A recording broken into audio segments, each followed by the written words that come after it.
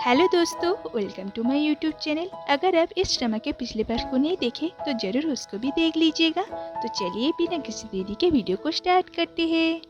Young किम लैन का नाम सुन के बहुत ज्यादा डर जाती है। जांगयून कहता है क्या ये नाम तुमने पहले कभी सुना? यंग कहते हैं नहीं, मैंने नहीं सुना, मुझे कुछ भी नहीं पता। फिर वो वहाँ से जाने लगती है पर उसके पैर कांच के टुकड़े लग के कट जाती है। फिर जांगयून उसके पैर में पट्टी लगाता है। फिर वो दोनों मिलकर लूनार एक्लिप्स देखते हैं। यंग तो ये देख के बहुत ज्यादा एक्साइटेड हो जाती है क्योंकि इतने पास से उसने कभी चंद्र ग्रहण नहीं देखी थी। फिर यंग उससे पूछती है मुझे तब से एक बात खाई जा रही है कि तुम्हारे भाई के साथ क्या हुआ होगा, क्या तुम मुझे बता सकते हो अगर तुम्हें ठीक लगे? जांगयून कहता है वो एक कार एक्सीडेंट था और ऐसा मेरे पापा ने मुझे कहा, पर उसके गर्लफ्रेंड अभी ठीक है और आराम की जिंदगी जी रही है जो कि उस दिन उसके साथ ही थी। ये कहती है शुक्र है वो बच गई। पता है पिछले साल मेरी भी एक्सीडेंट हुई थी, मेरी बहन ने कही वो एक टैक्सी थी, पर सच कहूँ तो मुझे कुछ भी याद नहीं है। एक्सीडेंट के पहले और बाद मिलके मेरी 3 महीने की याददाश्त चली गई है। जांगयून कहते हैं क्या तुम्हें कुछ भी नहीं पता है कि तुमको भी जानना नहीं चाहती जो 3 महीने की यादें तुम भूल चुकी हो? ये कहती है जानना तो है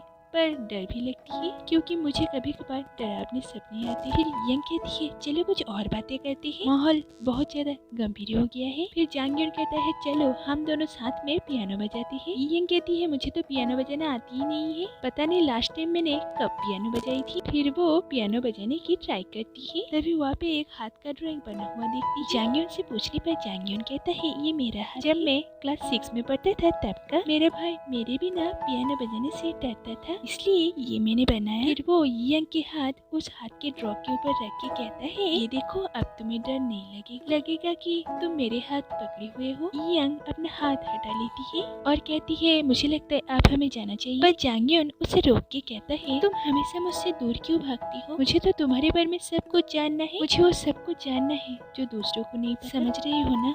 चलो चलते हैं। फिर वो दोनों अपने घर लौट आते हैं। घर में आके यंग सोचती है किम लैन का फेस मुझे इतना जाना पहचाना क्यों लग रहा है, क्या मैं उससे कभी मिली हूँ? ये उसका भाई है तो दोनों का सरनेम अलग अलग क्यों है? और अपने प्यार को देख के जांगयून के बारे में सोचने और बहुत ज्यादा शर्मा जाती है। इधर जांगयून किसी को कॉल करके कहता है सच में उसकी 3 महीने की याददाश्त चली गई है, उसे लैन याद नहीं है और उसके मेडिकल रिपोर्ट्स भी सही है। इधर पता चलता है कि यंग मीराई के साथ माइकल का अफेयर चल रहा है। इधर यंग जब ऑर्केस्ट्रा की प्रैक्टिस रूम में आती है उसे पता चलती है जुआन ने आज सबको बाहर प्रैक्टिस करने के लिए बुलाया है, इसलिए सभी अपना इंस्ट्रूमेंट लेके बाहर जा रहे हैं। और इस फैसले से कोई भी म्यूजिशियन खुश नहीं है, बस एक को इस चीज से कोई तकलीफ नहीं है, वो है हायुन। उसके बाद जुआन आता है और कहता है तुम लोग जरूर सोच रहे हो कि ये कंडक्टर क्या पागल हो गया है, हमें यहाँ पे क्यों प्रैक्टिस करने के लिए बुलाया है? सच बताओ तो कोई खास वजह तो है नहीं, बस यहाँ के इस नेचुरल ब्यूटी के वजह से आज हम यहाँ पे ही प्रैक्टिस करते हैं। फिर जो हंसेओक अपना वायलिन बजा के इस प्रैक्टिस को शुरू करता है क्योंकि वो ही इस ऑर्केस्ट्रा का मेन म्यूजिशियन है। फिर सभी म्यूजिशियन प्रैक्टिस करना शुरू करते हैं और ये इतना अच्छा था, बहुत सारे लोग इसे देखने के लिए आते हैं और ये परफॉर्मेंस उन्हें बहुत अच्छा लगता है। यंग को भी बहुत अच्छा लगता है, इसलिए वो इस परफॉर्मेंस की वीडियो बनाती है। तभी वहाँ पे यंग मीराई आती है जो कि ये सब देख के बहुत ज्यादा गुस्सा हो जाती है। सारे गुस्सा यंग पे निकलने लगती है और कहती है क्या तुम्हें पता है इस ऑर्केस्ट्रा का सालाना बजट कितना होता है और उसे पास करवाने के लिए मुझे कितने पापड़ बेलने पड़ते हैं? तुम खुद भी एक म्यूजिशियन हो, फिर भी तुम इन्हें ये सब करने से नहीं रोकी? क्या तुम्हें नहीं पता इतने धूप में ये सब इंस्ट्रूमेंट खराब भी हो सकते हैं और अगर ये खराब हो जाए इसकी मरम्मत के पैसे कौन देगा? यंग इससे माफी मांगती है तो ये कहती है माफी मांगो, अच्छा नहीं लगता। और ऐसा काम करती क्यों हो जिससे माफी मांगना पड़े? तुम्हें यहाँ पे काम पे रखने के बाद मुझे तुमसे ये उम्मीद नहीं थी। और अपना कार्ड दे के कहती है ये मेरा नंबर है, अभी अभी तुमने जो वीडियो ली वो मुझे भेज देना, मुझे अथॉरिटी को भेजना है। और गुस्सा करते हुए वह से चली जाती है। जुआन ये सब कुछ नोटिस करता है। इधर सुयंग अपने घर से छुप छुप के भाग रही क्योंकि आज उसे ब्लाइंड डेट पे जाना था और वो नहीं जाना चाहती थी, पर उसे पता ही नहीं है कि उसकी मम्मी तो दरवाजे पे ही खड़ी है। फिर भी वो वहाँ से भागने की कोशिश करती है पर उसकी मम्मी उसे झाड़ू से मारती है और ये वहीं पे ही नीचे गिर जाती है और फिर उसे ब्लाइंड डेट पे जाना ही पड़ती है। वहाँ पे एक लड़का आता है जिसका नाम है जोई की सांग, जो कि बहुत अजीब कपड़े पहन के अजीब हुलिया बना के वहाँ पे आया था। देख के लगता है जैसे वो डेट पे नहीं घर में है। कुछ देर बाद सुयंग को पता चलती है वो जिससे मिलने के लिए यहाँ पे आई है वो आज यहाँ पे नहीं आएगा, इसलिए उसके बदले ये आदमी आया है। और ये सुन के सुयंग बहुत ज्यादा गुस्सा हो जाती है और वहाँ से जाने के टाइम हील्स पहनने की वजह से वो वहाँ पे गिर जाती है और उसकी पैर टूट जाती है। इधर यंग जब सारी चेयर्स को इकट्ठा कर रही थी, देखती है वांग भी हायांग किसी चीज को ढूंढ रही थी। पूछने पर ये कहती है मेरी एक रीढ़ गिर गई है, पर मैं उसे ढूंढ लूंगी, तुम्हारी मदद की कोई जरूरत नहीं। फिर भी यंग उनके लिए वो चीज ढूंढती है और उसे मिल भी जाती है। वांग में हायांग को जब ये वो चीज देती है, ये उसके ऊपर ही गुस्सा करने लगती है और कहती है मैं ही इसे ढूंढ लेती, मेरे रीढ़ को कोई छुए मुझे बिल्कुल भी पसंद नहीं है। वैसे भी तुम्हें कैसे पता होगा, तुम तो अभी कुछ बताती भी नहीं हो ना। और गुस्से से वहाँ से चली जाती है और यंग को ये सब से थोड़ी सी बुरी लगती है। उसके बाद चेयर सेट करने के टाइम टिम्पनी को देखती है और उसे बजाने लगती है, पर बिना मेलेट के, और कहती है मैं इस इंस्ट्रूमेंट के लिए सब कुछ दांव पे लगा चुकी हूँ। मैं पूरे साल बिना छुट्टी के प्रैक्टिस करती थी, पर इतना मेहनत करने के बाद शायद अभी भी कुछ बाकी है। फिर वो माइकल के पास जाती है और कहती है मैं आपसे टिम्पनी लेसन लेना चाहती हूँ, पर ये तो इसके मुंह पे ही ना बोल के चला जाता है। और सभी यंग की इस बात को लेके हंसी मजाक करने लगती है। इधर नामजोन के रूम में नामजोन उससे कहता है आज तुम्हारी वेलकम पार्टी है, इसलिए तैयार रहना। फिर वो दोनों वही रेस्टोरेंट में डिनर करने के लिए जाते हैं जहाँ पे जांगयोन काम करता है। वहाँ पे जुआन जांगयोन से कहता है ये मेरी असिस्टेंट है और आज इसकी वेलकम पार्टी है। जांगयोन इन दोनों को एक साथ देख के इतना ज्यादा जेलस हो जाता है कि उनके सामने ही कहता है यंग क्या कल रात को तुम्हें नींद आ गई थी? यंग उसे चुप करवाने की बहुत कोशिश करती है, ये तो चुप होने का नाम ही नहीं ले रहा था। जुआन के पूछने पर जांगयोन कहता है ये मुझसे विनती की थी कि मैं उसे रोज कॉल करूं और गाना गा के सुलाऊं, क्योंकि मेरे गाने से इसे नींद आती है। यंग जांगयोन को चुप करवाने के लिए वॉशरूम का बहाना देके वहाँ से उठ जाती है और जांगयोन को इशारा करती है ताकि वो उससे आके मिले। जांगयोन जब उससे मिलने के लिए जाता है, यंग कहती है तुम वहाँ पे क्या बकवास कर रहे थे, उनके सामने ये सब बोलने का क्या जरूरत थी? जांगयोन कहता है क्यों, मैंने कुछ गलत कहा क्या? तुम जो ये सब कर रहे हो मुझे बिल्कुल भी पसंद नहीं है। मैं जिस लड़की को पसंद करती हूँ वो एक लड़के के साथ डिनर करने के लिए आई है, वो भी उसके साथ जिसके साथ उसकी सोने का अफवाह है। वैसे तुम्हें इतना बुरा क्यों लग रही है, तुम उसे पसंद करते हो? यंग कहती है अरे ये सब क्या कह रहे हो, उसने कहा कि ये तो बस वेलकम पार्टी थी। जांगयोन कहता है उसने कहा और तुमने मान ली, क्या तुम इतनी बेवकूफ हो? चिंता मत करो, मैं अब वहाँ पे नहीं आऊंगा। और फिर वो वहाँ से चला जाता है। उसके बाद जुआन के साथ खाना खाते वक्त जुआन कहता है योन मेरा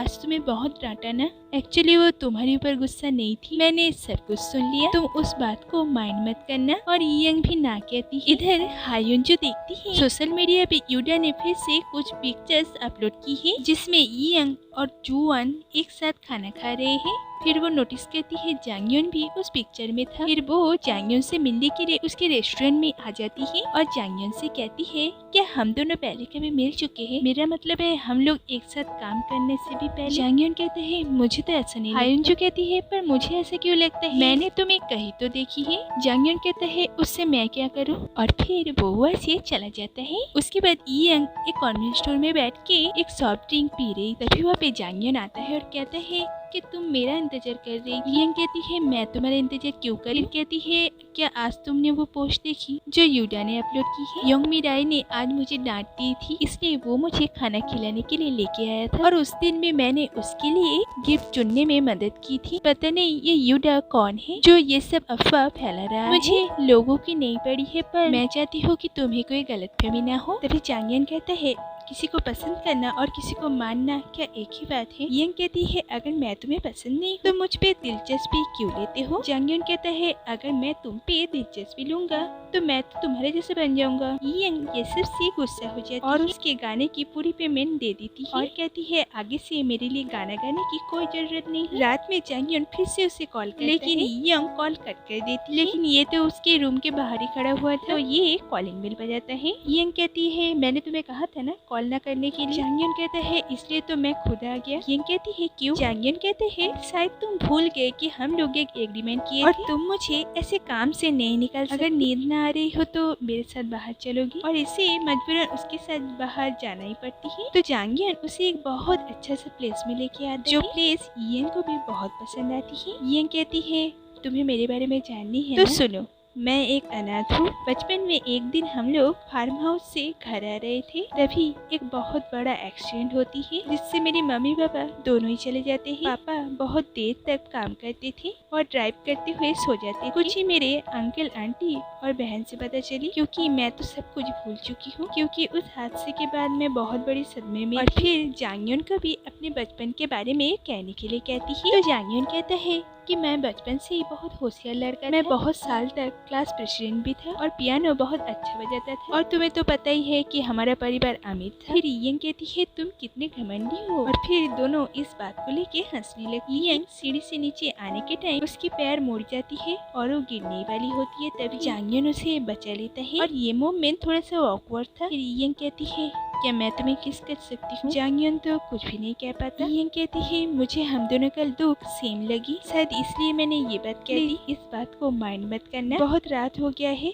चलो चलते हैं। पर जांगयोन उसे रोकता है और फिर उन दोनों में होता है केस। नेक्स्ट डे यंग जब काम के लिए घर से निकलती है, वो जांगयोन को मैसेज करके अपना अपडेट देती है और पिछली रात को सोच के बहुत ज्यादा शर्मा जाती है। उसके बाद वो एक फूड स्टोर में खाना खरीदने के लिए जाती है। वहाँ पे वांग में हायंग भी थी। ये उन्हें हेलो बोलती है, पर वो तो इसे बिल्कुल ही इग्नोर कर देती है। खाना खरीदने के बाद ये दोनों जब बाहर आते हैं, एक चोर वांग में हायंग का बैग लेके भाग जाता है। यंग उस चोर के पीछे भागती है और उसे पकड़ लेती है। फिर ये दोनों मिलके उसे बहुत मारता है। उसके बाद पुलिस चोर को पकड़ लेता है और इन्हें इनका बैग मिल जाता है। पुलिस स्टेशन से बाहर आने के बाद इस इंसिडेंट को लेके दोनों के अंदर हंसी मजाक होती है और फिर दोनों अच्छे दोस्त बन जाते हैं। उसके बाद वांग में हायंग से कहती है, अगर तुम फ्री हो तो मेरे साथ आओ, और वो उसे माइकल के पास लेके जाती है। उसके बाद वो माइकल को कुछ कहती है और माइकल यंग को आके कहता है, मैं तुम्हें हर बुधवार को टिम्पनी बजाना सिखाऊंगा, वो भी आधे दामों में, और अपना कार्ड भी दे देता है। और फिर डरते हुए वहाँ से चला जाता है। यंग जब उससे पूछती है, क्या आपने मेरे लिए उनसे बात की, लेकिन वो अचानक लेसन देने के लिए मान कैसे गए। वांग में हायंग कहती है, उसकी वाइफ जो यूएसए में रहती है, जो मेरी जूनियर थी, बस उसकी हालचाल पूछी मैंने। फिर वो सभी प्रैक्टिस करने के लिए चले जाती है। यंग को तो इस बात का कोई मतलब समझ में नहीं आया, पर क्या आपको समझ में आया। मेरे ख्याल से वो माइकल को योन मिराई के साथ उसकी रिलेशन की धमकी दी कि वो ये बात उसकी बेबी को बता देगी। इधर हायुन जो एक लड़की को वायलिन का लेसन देने के लिए गई है, जो कि बहुत ही बुरा बजा रही थी। हायुन जो ये सब देख के बहुत ज्यादा गुस्सा हो जाती है और कहती है, तुम शायद ऑडिशन में पास हो जाओगी क्योंकि तुम अमीर घराने से हो, पर उससे पहले सच जान ले तो अच्छा है कि तुम बहुत ज्यादा बेहुदा बजाती हो। तुम लोगों की वजह से गरीब काबिल लोगों को चांस नहीं मिलता। तो ये लड़की कहती है, उससे मुझे क्या, तुम भी तो मेरे पेरेंट्स की पैसों में पलने वाली औरत हो। और ऐसा इंसल्ट करके वहाँ से चली जाती है। हायुन जो गुस्सा करने के अलावा और कुछ नहीं कर सकती। तभी वहाँ पे मिस्टर कैंग आते हैं और ये लड़की उनकी बेटी है। तो मिस्टर कैंग कहता है, वो कैसा भी बजाए उससे तुम्हें क्या, तुम्हें बस इतना देखना है कि वो टेस्ट में पास हो जाए। हायुन जो कहती है, मैं ऐसा ही करूंगी, और फिर वहाँ से चली जाती है। पूरे रास्ते में भी उसे ये सब बहुत बुरा लग रहा था। फिर वो एक प्लेस में जाती है जहाँ पे एक लड़की बहुत अच्छा वायलिन बजा रही थी। तो हायुन जो बाहर से उसे सुनती है और फिर उसकी गलतियाँ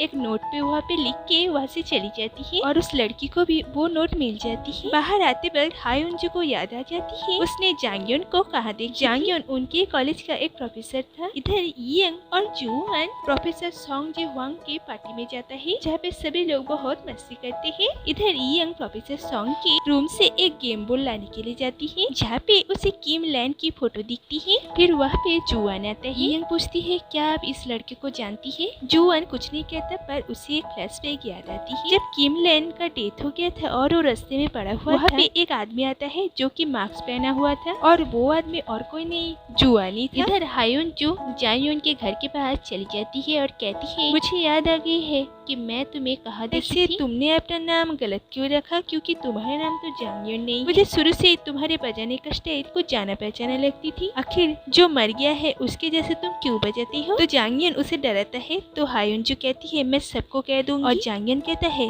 जाओ सबको जाके कह दो, पर मुझे लगता है तुम ऐसा नहीं कर पाओगी। तो यहाँ पे इस एपिसोड का एंड होता है। तो दोस्तों, अगर वीडियो थोड़ा सा भी अच्छे लगे तो लाइक और सब्सक्राइब जरूर कीजिएगा। तो मिलते हैं अगले वीडियो में, तब तक के लिए बाय।